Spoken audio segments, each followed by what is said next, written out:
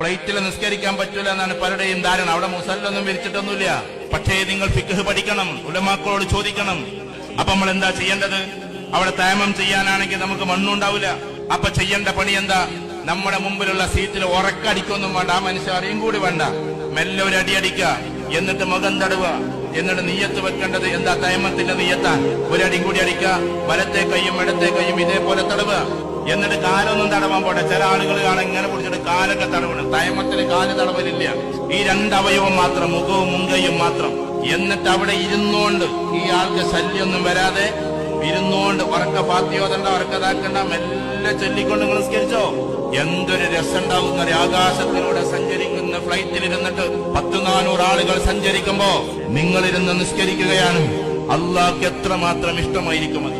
വായുലോകത്തിലൂടെ പോകുന്ന ഫ്ലൈറ്റിലിരുന്നിട്ട് പ്രാർത്ഥിക്കുന്ന നിങ്ങളെ ജഗനിയന്താവായ തമ്പുരാൻ എത്രമാത്രം സന്തോഷത്തോടെ